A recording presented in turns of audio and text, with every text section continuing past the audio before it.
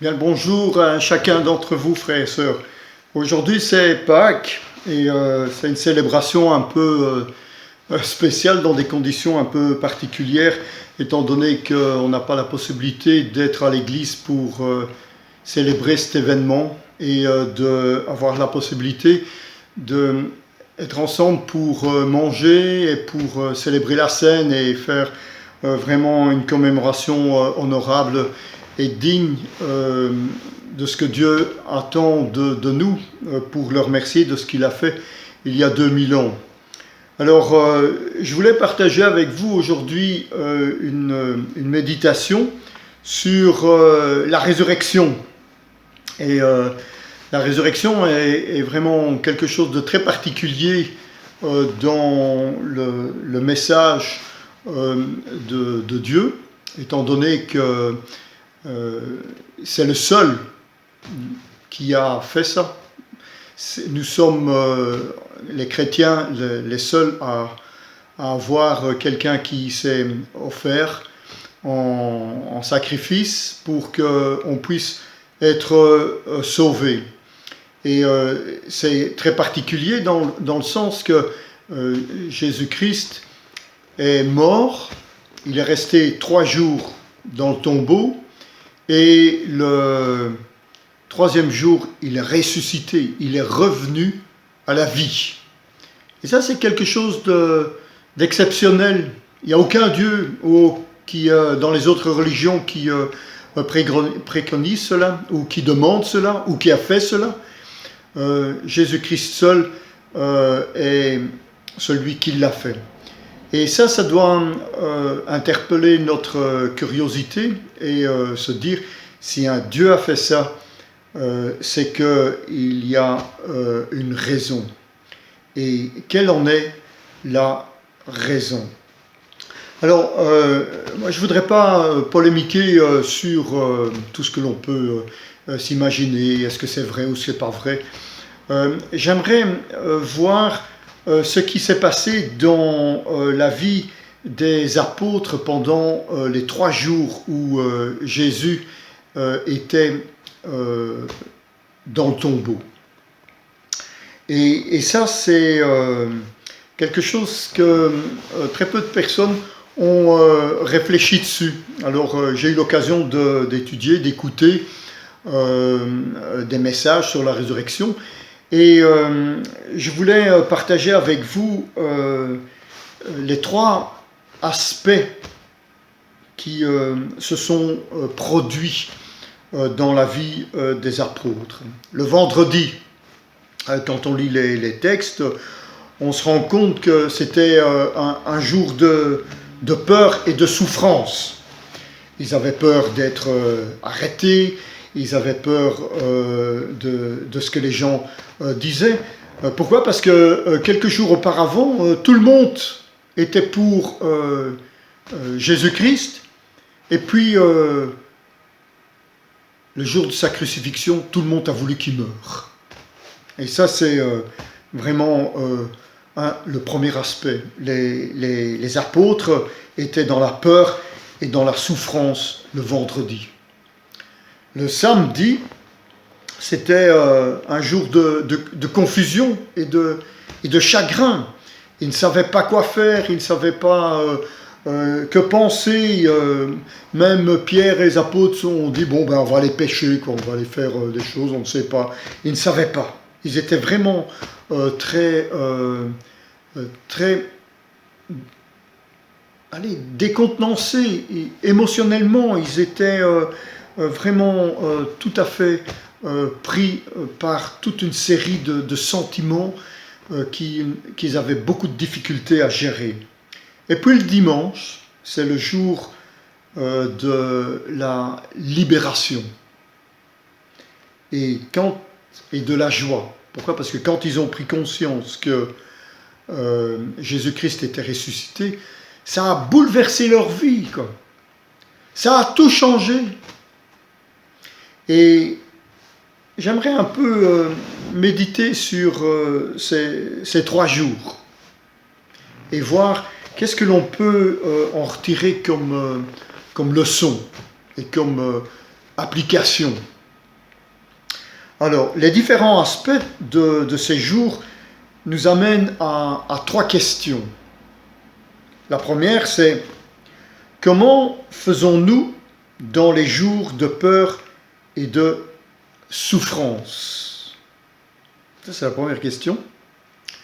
La deuxième, c'est comment traversons-nous les jours de confusion et de chagrin? Et troisièmement, comment allons-nous vers les jours de liberté et de joie? On est là dans notre vie, et tout au long de notre vie, nous allons passer par des jours de peur et de souffrance. Et nous allons traverser des moments de confusion et de chagrin. Mais qu'est-ce qu'on fait pour aller vers les jours de liberté et de joie? Alors, ces apôtres n'avaient qu'une seule réponse qui leur a été présentée, c'est la résurrection de Jésus. Jésus leur a montré, leur a expliqué qu'il allait devoir mourir. Mais ils ont oublié. Quand c'est arrivé, vous savez, on nous prévient qu'il va y avoir des événements, comme maintenant. Quand le 18 mars, quand on nous a dit « Ouais, vous allez devoir rester à la maison, plus sortir », on a dit « Ouais, ok, bon ». Ça paraissait un peu rigolo, c'était un peu invraisemblable. Mais quand le lendemain est arrivé et qu'on n'a plus pu sortir, qu'on a commencé à nous contrôler, qu'il y a des sanctions qui sont venues, eh bien, des réalités sont faites. Et les gens ont commencé à sentir toute une série d'émotions et des états d'esprit. Les apôtres sont passés par là et c'était drôlement plus complexe que ce que nous vivons aujourd'hui.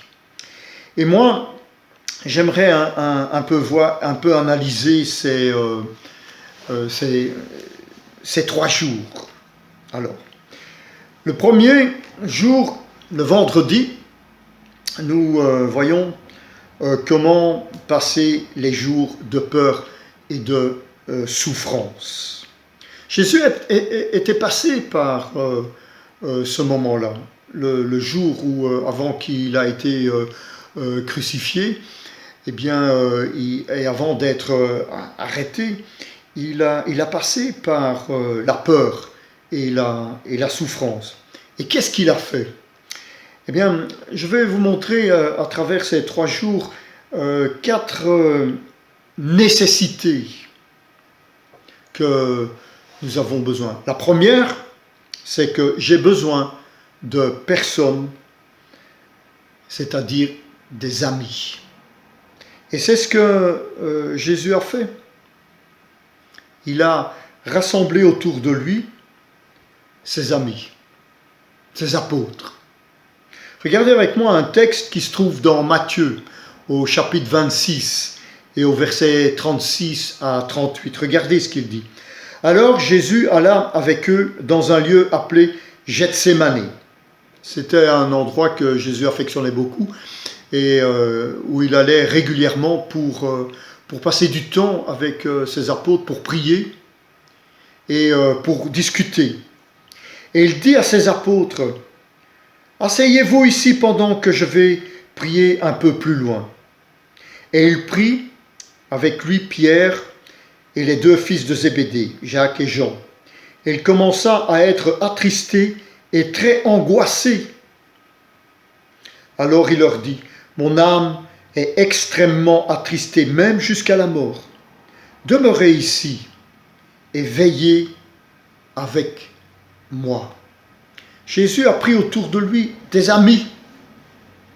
Quand on passe par des moments de peur et de souffrance, on ne peut pas rester seul. On a besoin de quelqu'un. Parce que nous avons besoin de traiter nos émotions. Et on ne peut pas les traiter seul. On a besoin de quelqu'un pour faire la part des choses. On a besoin des amis pour nous comprendre par quoi nous passons. Parce que les émotions,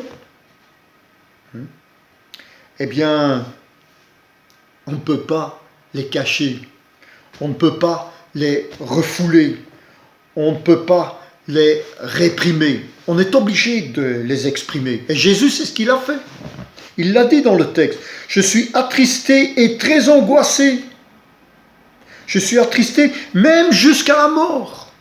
Il a dit extrêmement attristé. Il avait des émotions.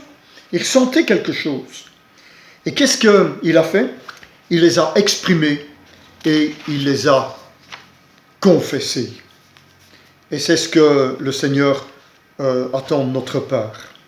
C'est que nous ayons des amis avec qui on peut passer du temps pour partager ce qu'il ne faut pas.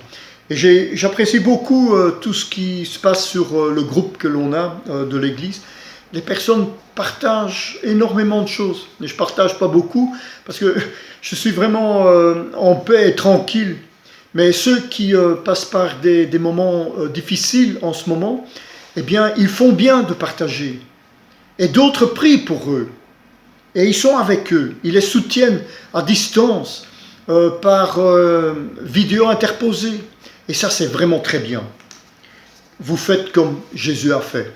Et je vous encourage de persévérer dans cette voie. Regardez un autre texte avec moi, dans Galates, au chapitre 6 et au verset 2. Je vous lis ma traduction. Aidez-vous les uns les autres à porter vos fardeaux. Vous obéirez ainsi à la loi du Christ. Et c'est ce que Jésus-Christ a demandé que nous fassions. Que nous nous préoccupons des fardeaux les uns des autres. Et porter les fardeaux les uns les autres et faire la loi de Christ, c'est quoi la loi de Christ? Tu aimeras ton prochain comme toi-même. Alors, comment pouvons-nous apprendre à aimer notre prochain? Alors, on a commencé avec des balbutiements à créer un petit groupe. On crée des petits groupes. On a créé par vidéo, mais dans le futur, j'aimerais que l'on puisse avoir la possibilité de créer des véritables petits groupes où on peut se réunir ensemble toutes les semaines pour partager la parole de Dieu, nos fardeaux, pour chanter, pour prier et pour accomplir la loi de Christ. Alors, le deuxième élément, le premier, c'est qu'on a besoin de personnes, c'est d'amis. Le deuxième, c'est qu'on a besoin de la présence de Dieu. On a besoin de la présence de Dieu. Comment faisons-nous cela? Eh bien, on le fait en priant, en parlant à Dieu. Regardez avec moi dans Marc, au chapitre 14 et au verset 35 et 36. Il dit ceci, je vous lis ma traduction.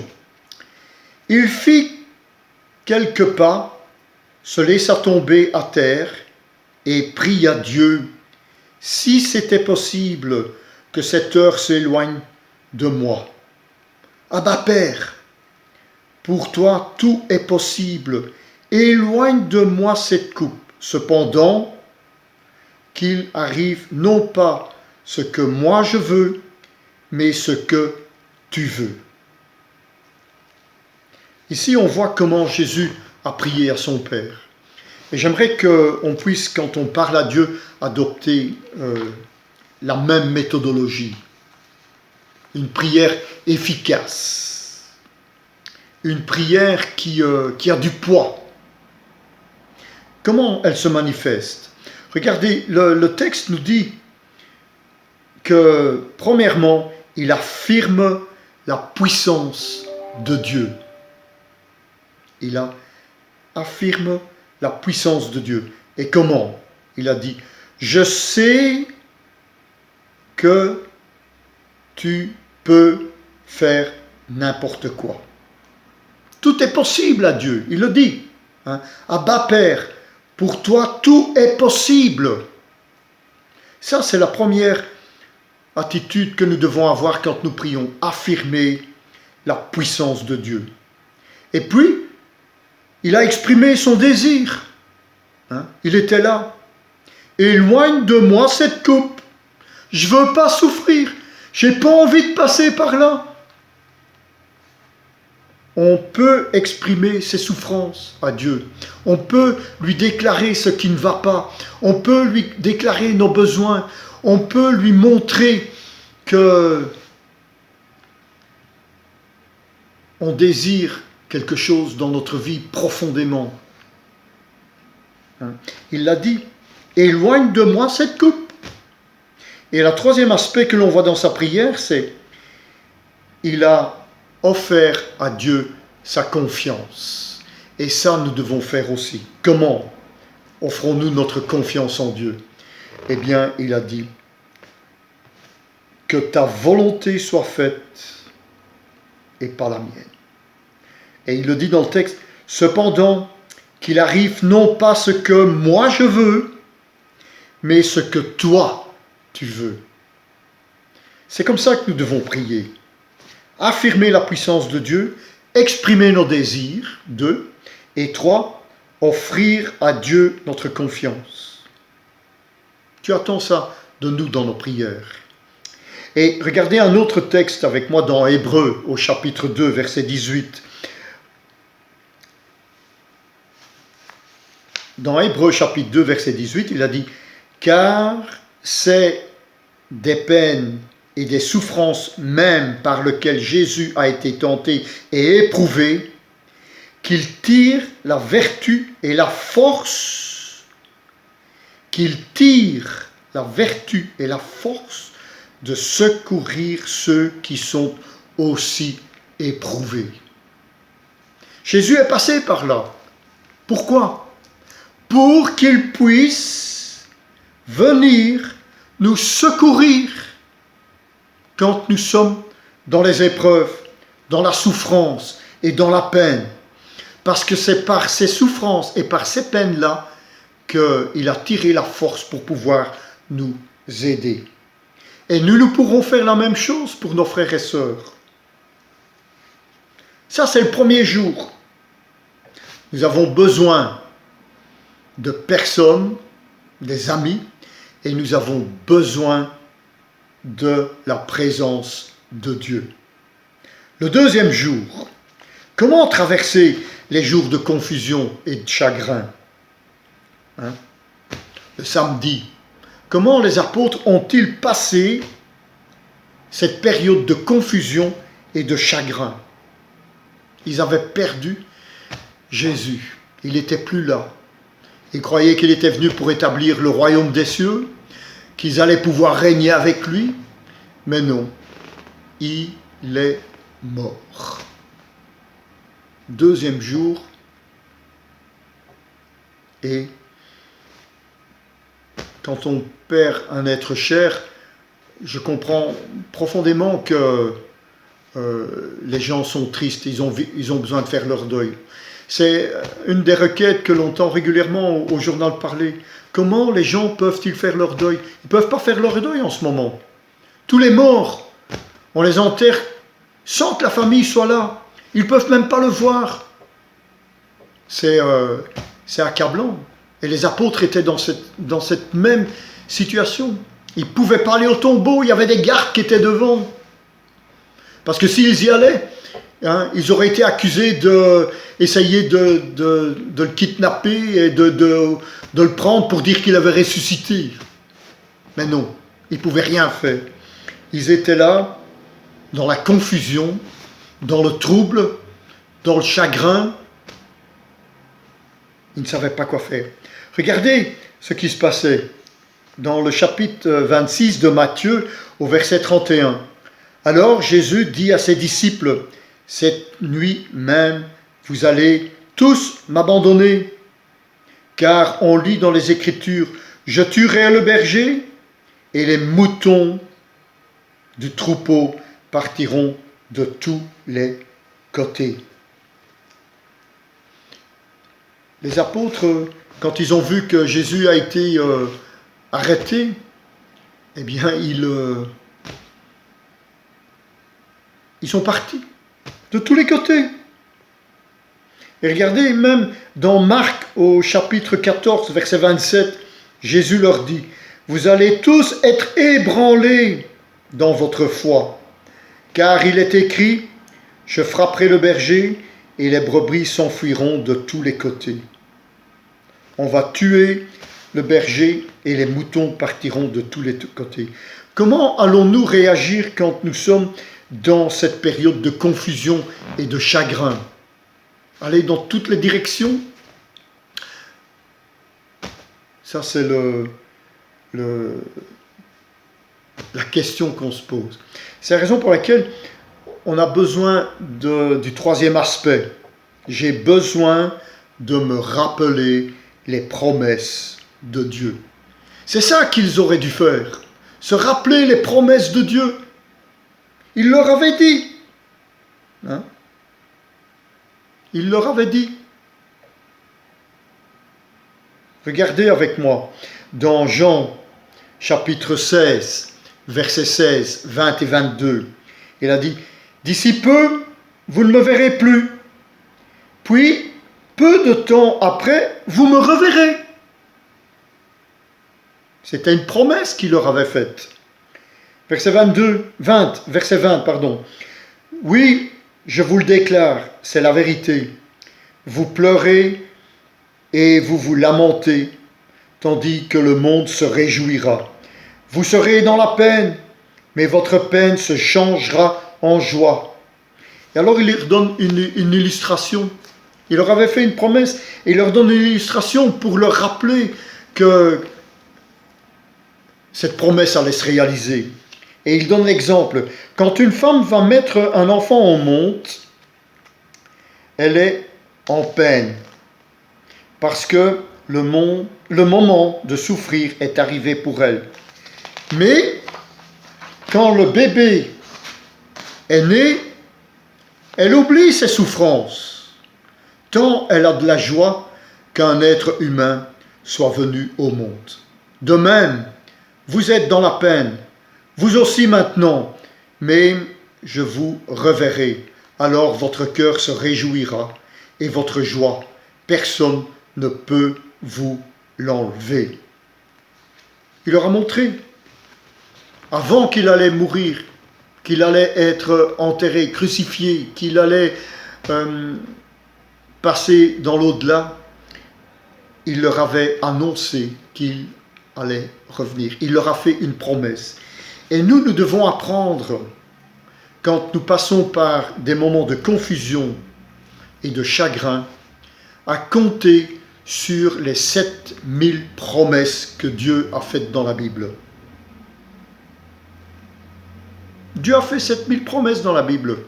Lisez la parole de Dieu. Confiez-vous dans les Écritures. Cherchez les promesses, soulignez-les, apprenez-les par cœur.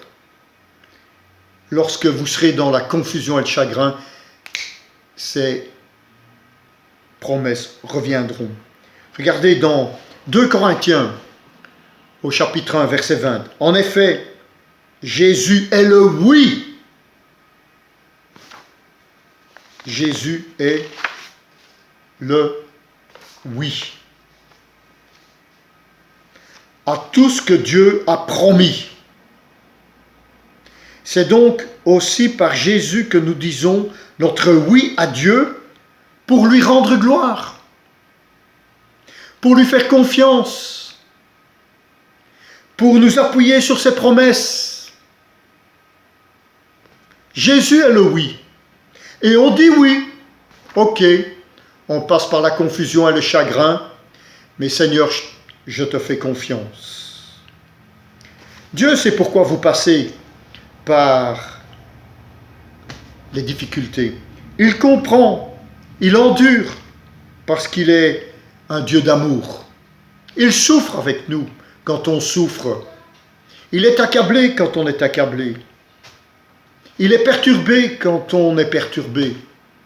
Et quand on traverse tous les moments difficiles de la vie, par le chômage, par le divorce, par le décès, par les problèmes financiers, par tous les problèmes que l'on peut avoir, matériels, émotionnels, psychologiques, tout, par tout ce que l'on passe dans la vie, eh bien Dieu, il endure.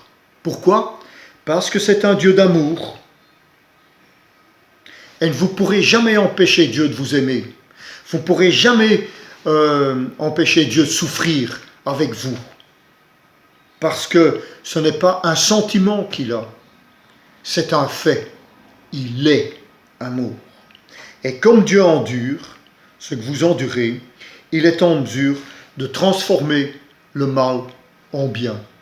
C'est sa spécialité, de transformer le mal en bien. Regardez, on va lire 2 promesses qu'il a faites dans Ésaïe au chapitre 43, versets 2 et 3. Je vous lis ma traduction. « Quand tu traverseras l'eau profonde, je serai avec toi. Quand tu passeras les fleuves, tu ne te noieras pas.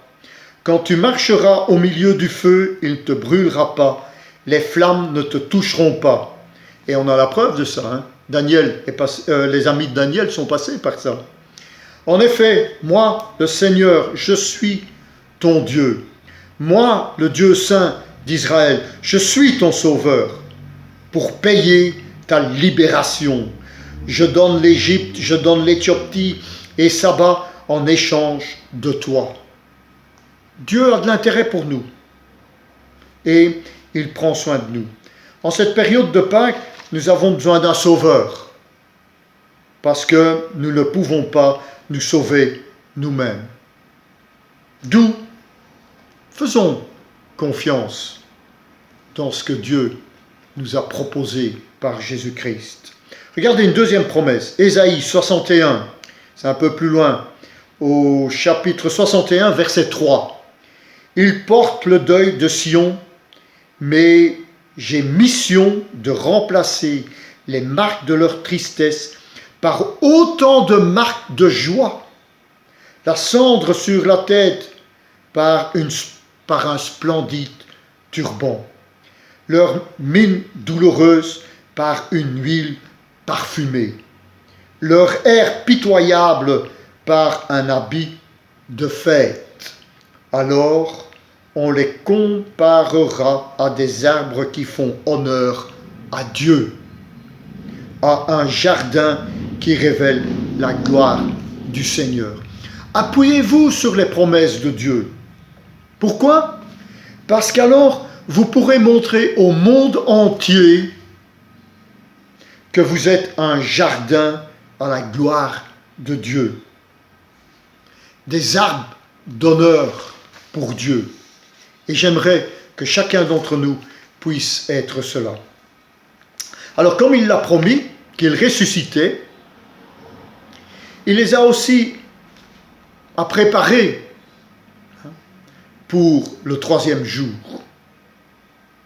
Parce qu'ils avaient oublié. Pourtant, il leur a rappelé, avec l'histoire, le verset que je vous ai lu, où il leur a dit, rappelez-vous, quand une femme est enceinte et qu'elle accouche, elle sait qu'elle va souffrir. Elle a peur, elle est dans la confusion.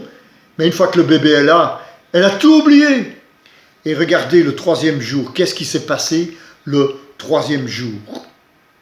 C'est la libération et la joie. Quand ils ont pris conscience que Jésus était ressuscité, ils ont éclaté de joie. Quand il est apparu dans la chambre haute où il était, ils ont éclaté de joie. Ils se sont rendus compte que c'était la vérité. Et plus rien n'a pu les empêcher de rendre gloire à Dieu. Ils ont été arrêtés, ils ont été mis en prison, on les a persécutés. Rien du tout. Ils ont annoncé l'évangile jusqu'aux extrémités de la terre. Ils ont annoncé la parole de Dieu. Ils l'ont proclamé à toute personne qui était autour d'eux. Et c'est comme ça qu'il y a des milliers de personnes qui se sont converties après. Parce que leur joie était tellement grande et leur libération était tellement assurée que rien ne pouvait empêcher qu'ils soient sauvés. Ils avaient pris conscience de ça. Et c'était leur joie. Regardez dans Jean chapitre 8, verset 32, Jésus leur a dit, « Vous connaîtrez la vérité, et la vérité vous rendra libre. » Et en plus, qu'est-ce qu'il dit plus loin dans le chapitre 16 de Jean, au chapitre 14, verset 6, pardon, « Je suis la vérité, la vie et la lumière. » Il leur a confirmé leur liberté. Il leur a confirmé qu'ils étaient vraiment maintenant dans la joie. Ils étaient libres de leurs péchés, de leur détresse. Et c'est la raison pour laquelle ils avaient besoin d'un quatrième aspect. Le quatrième aspect, c'est que j'ai besoin de compter sur la puissance de Jésus. On a besoin de personnes, des amis. On a besoin de la présence de Dieu. On a besoin des promesses de Dieu. Mais on a aussi besoin de la puissance de Dieu. Ils avaient besoin de la puissance de Dieu. Pourquoi? Parce que Jésus était ressuscité. Et ça, c'était leur puissance.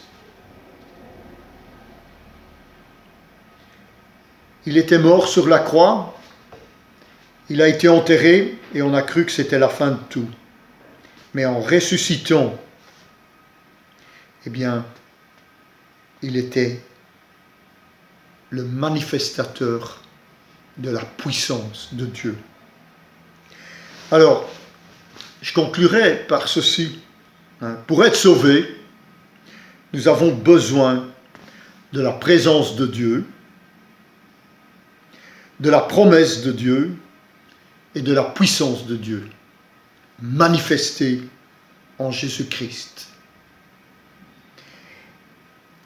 Et nous devons nous rappeler cela, parce que Jésus nous l'a confirmé dans Jean chapitre 11, versets 25 et 26. Qu'est-ce qu'il dit? « Je suis la résurrection et la vie. Celui qui croit en moi vivra, même s'il meurt. Et celui qui vit et croit en moi ne mourra jamais. » Crois-tu cela? Est-ce que tu es... Et je vais vous donner une raison de croire et de mettre confiance dans la résurrection de Jésus. Pourquoi? Eh bien, parce que il est le seul qui est ressuscité. Et si lui est ressuscité, il peut nous donner la vie. Il peut nous ressusciter de la mort. Et des milliards de gens ont cru ça. Et ils ont la vie. Et ça, c'est pas la fin de l'histoire. Si Dieu est ressuscité des morts, eh bien, il peut ressusciter ta vie. Il peut ressusciter ton mariage. Il peut ressusciter tes projets. Il peut ressusciter ta carrière. Il peut ressusciter tes rêves. Il peut ressusciter tout dans ta vie. Ta santé. Et quoi d'autre encore? Il faut le remettre entre ses mains. C'est un principe. Et ce principe, c'est une personne, Jésus. Et il nous a donné une réflexion dans Éphésiens, au chapitre 1, versets 19 et 24, et 20, 19 à 20.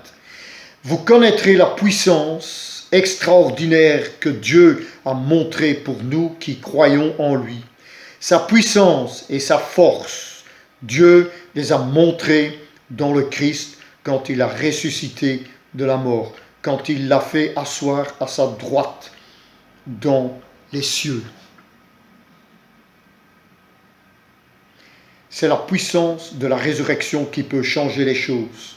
C'est pourquoi nous avons besoin de connaître Jésus-Christ.